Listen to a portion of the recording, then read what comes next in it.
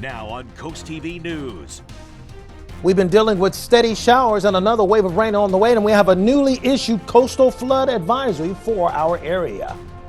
Relaxing rental rules, new regulations could be lifted in some areas of Ocean City. Why multifamily units are at the center of the debate.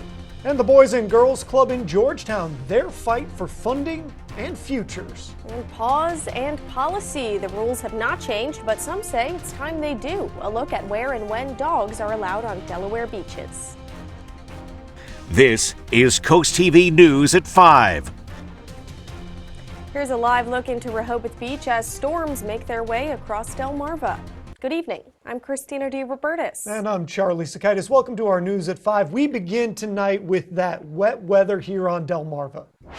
Savannah Beach was quiet and gray this morning in Lewis. And here was the rainy scene in Rehoboth Beach today. Let's check in with our First Alert Chief Meteorologist, Paul Williams, on our First Alert weather. Good evening, Paul. Good evening, and as you can see the videos illustrating for you just how gloomy and gray it's been throughout the entire day. Let's go ahead and take a look at some of the numbers. I mean, Slaughter Beach over 1.5 inches, and over an inch in places like Harrington, Milford, Lewis, Bethany Beach, and Stokely, But also, we had exceedingly more than an inch for us in Indian River Inlet, Dagsboro, Delmar, just shy of a full inch in Georgetown, Rehoboth Beach, and then Laurel. We had 1.21, actually just one near 1.25 in Ocean City, and one just over 1 inch officially in Georgetown. Now here's a look at, this was just issued a few moments ago before we signed on. We have a newly issued coastal flood advisory, which means we're watching out for an inundation of about a foot of water as a result of the rain that's falling and the winds that are picking up momentum. This is the latest look at what's happening with the winds.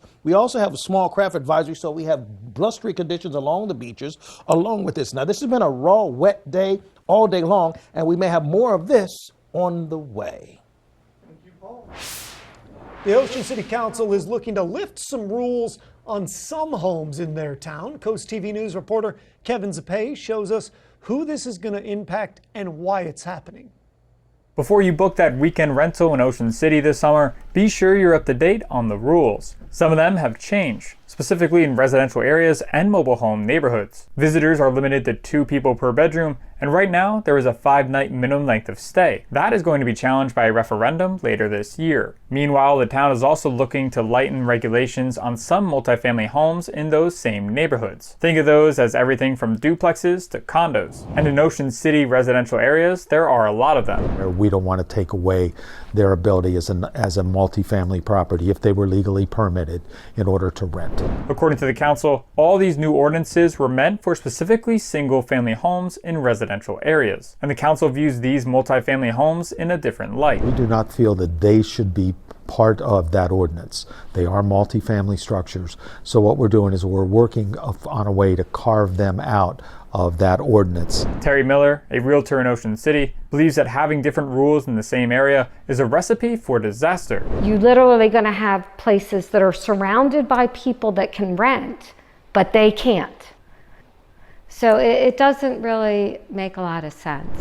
So what are the next steps? First, the Ocean City Council will make sure they have found all the multifamily structures in residential areas. Then they will discuss what to do with those structures moving forward. I'm Kevin Zapay in Ocean City, Coast TV News.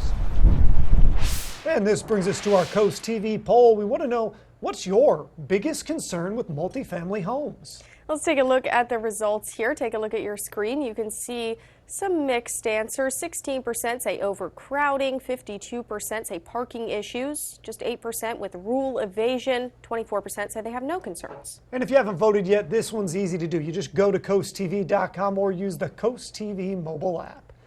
The Boys and Girls Club in Georgetown provided a tour to Congresswoman Sarah McBride today. McBride announced a $6 million community project funding request that would support construction of a new facility. Club director Renee Hickman tells Coast TV that they want to grow and be able to serve more children. She says her and her teachers, they see what the shortage of resources does to the community on a daily basis. They clearly can see when there are kids that have needs and we're not able to give them everything that we would love to give them because the resources are just not there. So it's an everyday, ongoing experience that we have here at the Boys and Girls Club. According to Congresswoman McBride, if all goes to plan, the funding will be finalized, passed through Congress, and on President Trump's desk by this fall. In Milford, the City Council approved plans for Deep Branch Park. It's off South Rehoboth Boulevard. The long debated plan includes a walking and biking path, a playground, more than 7 acres of open space, a basketball court, a pickleball court, and more. Now, some neighbors have voiced excitement while others say they're disappointed. If they're that interested in pickleball or they're that interested in playing basketball, there are other areas they can go to. They don't have to go here. And right now, it's to me, economically, it's not a good time for this. And city officials tell us more approvals are still needed from the county and other state agencies before things can officially move forward. A lot of people here on the coast love to take a walk on the beach with their favorite four-legged friend in cities like Rehoboth and Lewis. But in the summer, the rules governing that activity, they change. In Lewis, no dogs are allowed on the beach from 8 to 6 p.m., while in the nation's summer capital, no dogs are allowed on the boardwalk or the beach at all. CoastTV spoke with somebody who was out walking their dog in Rehoboth who says these restrictions make things tough on dog owners. I mean, it's kind of awful because we don't really have sidewalks down these roads, so it puts owners in like a complicated position. Also, most of our dogs, like my dog's super friendly. In Lewis and Rehoboth, these restrictions, they do end September 30th. Delaware is launching a new initiative trying to make sure Delawareans have fair access and good jobs and training. Governor Matt Meyer signed an executive order to create an Office of Workforce Development within the Department of Labor. It also reestablishes and modernizes the Delaware Workforce Development Board. The two groups will work together to manage state and federal resources and improve services for employers and people looking for jobs here in Delaware. And to view the full executive order and for some more information on this, you can visit CoastTV.com. President Trump is venting his anger on multiple fronts as the war between Russia and Ukraine rages on with no ceasefire in sight. Last week, Trump said he had a commitment from Russian President Vladimir Putin to draft a memorandum of peace, a memo that neither the U.S. or Ukraine has received. Tuesday, Trump said Russia is, quote, playing with fire, and he's been weighing new sanctions. Today, the president was asked if he thinks Russia is serious about ending the war. I can't tell you that, but I'll let you know in about 2 weeks. Russian sources say that President Vladimir Putin is reiterating his demand of no more NATO expansion, and he wants the West to put that in writing. Reality TV stars the Chrisleys may soon walk out of prison. President Trump says he'll pardon the couple, a move on the heels of another controversial pardon and still a third pardon for the son of a mega donor. NBC's Vaughn Hilliard shows us who else the president could free. From felon to freedom, it could be a reality for the Chrisleys. 3 years after their conviction on tax fraud, President Trump says he will pardon TV personalities Todd and Julie Chrisley. And it's a great thing because your parents are going to be free and clean. The president calling the Chrisley children Tuesday to let them know about the pardons. Thank you for bringing my parents back. The couple were indicted in 2019 for conspiracy, tax evasion, and bank fraud. They were convicted in 2022 of defrauding banks tens of millions of dollars. And Todd was sentenced to 12 years in prison, Julie to 7 years. Savannah Chrisley spoke at the Republican convention last summer and has lobbied the president on behalf of her parents. These pardons follow a pattern for Trump, who was facing 2 federal criminal trials when he was elected, and claims he was the victim of a weaponized Justice Department. He's shown sympathy for felons who claim they were punished for conservative beliefs. Well, make it official with a badge. Just Monday, pardoning Scott Jenkins, a Virginia sheriff convicted of taking tens of thousands of dollars in bribes. Prosecutors had undercover video showing Jenkins accepting bribes. The former sheriff argued he was targeted because of his conservative politics. The president agreed.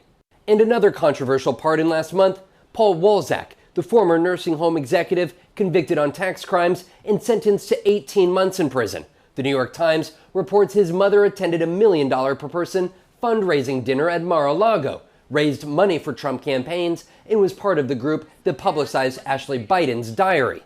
Walczak also claimed he was targeted because of his mother's political moves. The president has now pardoned or commuted 16 white-collar criminals this year. And just this afternoon, he suggested he is looking at pardoning the 9 men convicted in a kidnapping plot of Michigan Governor Gretchen Whitmer back in 2020. Vaughn Hilliard, NBC News, Washington. Coming up, the cost of the trade war. How many millions of jobs the UN says could be lost from trade disruptions? It was rainy all over the place today, and we could possibly see another wave hit over this coming weekend. But first, renovations of the Richard Allen School. Plans for this piece of history up next. This is Coast TV News at 5. Renovations to the Richard Allen School broke ground today in Georgetown. Beginning as an African-American school prior to desegregation, the building was closed and left vacant for years. Now the school is planned to reopen for a new generation of students. The Richard Allen Coalition, who fundraised for this revival, is excited to see their work come to fruition. For us to see it in this community being renovated so that it can assist the community and we can build it up, it's just so, it's beyond anything that I ever imagined happening. Now, once the main building is finished, a gymnasium with additional classrooms is planned to be built right next to it. Here's a look at your Bay forecast. Listen, we may catch a break with some of the rain on Thursday, but guess what? Like the sequel to a movie, here comes the second and the third coming of the rain.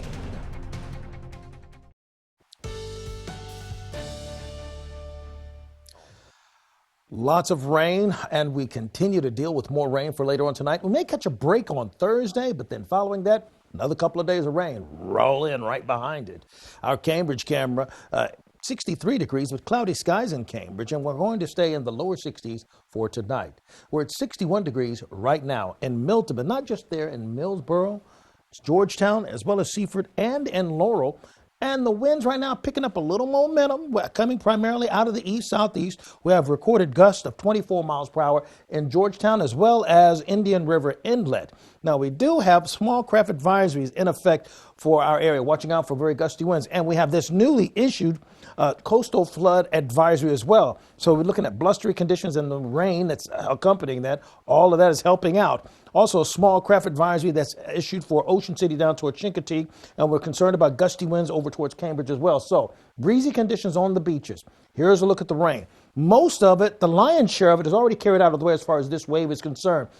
Later on tonight, I believe this is going to dwindle off for the rest of the night and shouldn't pose a problem as far as established showers are concerned. Now, we're going to catch a little sprinkle and a little drizzle and a little bit of light rain here and there because we have this low pressure system that's really helping to keep things unstable close by. Then we had an interesting thing that was also issued. We have a beach hazard statement for Accomack and actually near Ocean City. Now, this is talking about concern for rip tides. All right. And so just rip currents, pardon me. And so just as a reminder about rip currents, just a reminder, remember, we're talking about when rip currents happen, draws people out when you're not really expecting to. And so you got to be sure you don't fight the current, swim parallel to the shore. If you can't escape, float or tread water. If you need help, wave feverishly for assistance. Just wanted to throw that out there since that's a new advisory that's been issued for us. Cloudy for tonight and 60. Storyline, Thursday we're mild and we're dry. Friday and Saturday we go back to the thunder, the rain, and all that other stuff. You see, tomorrow we're going to be a bit cloudy, but we should get a break from the rain there. Now, as far as what's happening, we're looking at how temperatures climbing into the 80s for Georgetown, 77 Cambridge, and we're going to rebound nicely at 78 degrees in Berlin. Along the coast, temperatures will be in the mid to upper 70s just about everywhere with the winds out of the northwest and still staying very active. As far as the next few days, we'll watch out for another wave of rain that's going to hit on Friday with a chance of isolated thunderstorms kicking off then. Same thing from Ocean Pines down towards Snow Hill. You notice Thursday we're clear, but then as we go into Friday, we start seeing the rain dance across the region as a whole. And the amount of rain, well, we're looking at possibly up to 1 inch and 3/4 in some areas. So Friday, we have this warm front that's going to help to kick off the first wave and the cold front behind it after that. We're in a marginal threat for severe weather, so we're going to stay there. But our chances of precipitation will escalate for Friday and Saturday. Saturday, wave of rain pushes across. Clears out on Sunday, and then Monday we watch out for more. For the 8 to 14 days temperature outlook, we're looking above normal for the next few days in a row. So with that in mind, tonight 58, Tomorrow, 78, but pleasant with no rain. Then the rain comes back into play for Friday. Finally, here's a look at your extended forecast. Paul, coming up tonight on the Delmarva Sports Network, it is boat docking in Crisfield. And then at 10:30, it's the final score. We honor the life, sacrifice, and legacy of Corporal Dennis F. Kelly of the Delaware State Police. A devoted public servant, he served in the aviation section and sustained life-altering injuries during a training flight in 1984.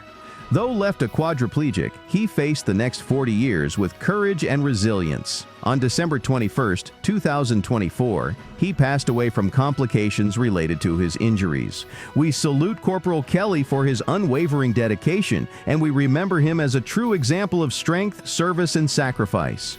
Spicer Brothers and Coast TV are honoring military persons and first responders serving Delmarva. If you have a family member, friend, or community member that you would like to nominate for a Coast TV salute, go to coasttvsalutes.com.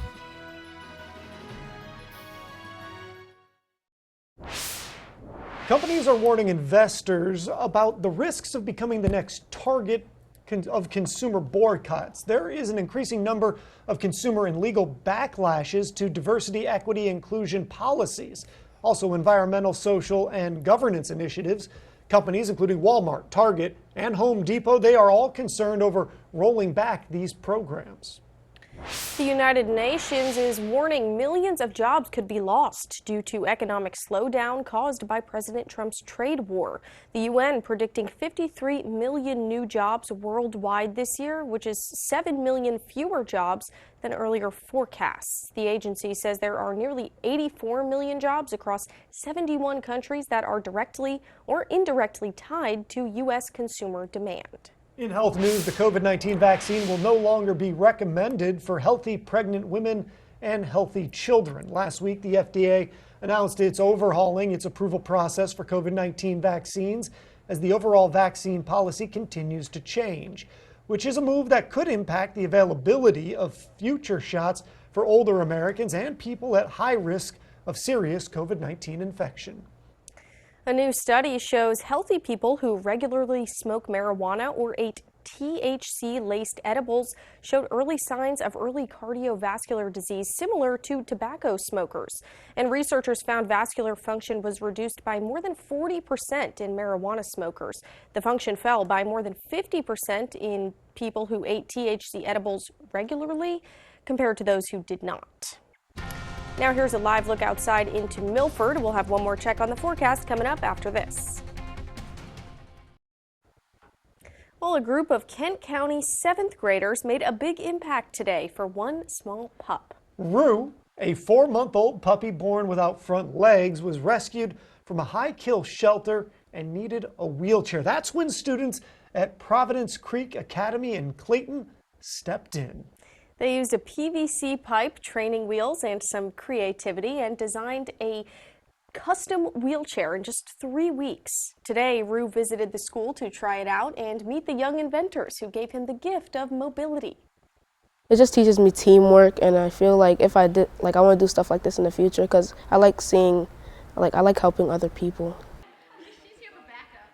And we're told Rue already has a few potential adopters lined up. They were just waiting for his custom wheelchair to be finished. And now that it is, he's one step closer to finding his forever home. I'm just wondering if they're going to put any spinners on his wheels. Okay, so our Bay Health camera in Milford, we're cloudy actually right now. We're going to look for the scattered showers to continue to push through the Milford area. Here's the latest look what's happening with the rain. We have scattered showers continuing to be the case. We have a newly issued coastal flood advisory that's in effect. That's concerning. And then we also have a beach erosion concern from Chincoteague all the way up towards Ocean City. We'll keep a close eye on that. Our umbrella winner is Kenneth Chaminito, Selbyville. Congratulations, courtesy of Paul Davis Restoration Home Remodeling. Keep up with your forecast by calling our weather line. Sponsored by the law offices of Brugstead, Mandalis, and Federico. And finally, here's a look at your exclusive 10-day forecast. We're going to catch a break with the rain for Thursday, but after that, we're back with that rain story Friday and Saturday. All right, Paul, thank you, and thanks for joining us for Coast TV News at 5. For more news, more local weather, download our Coast TV News app. Inside Edition is up next. And we're going to see you later tonight for Coast TV News at 6. Have a great evening.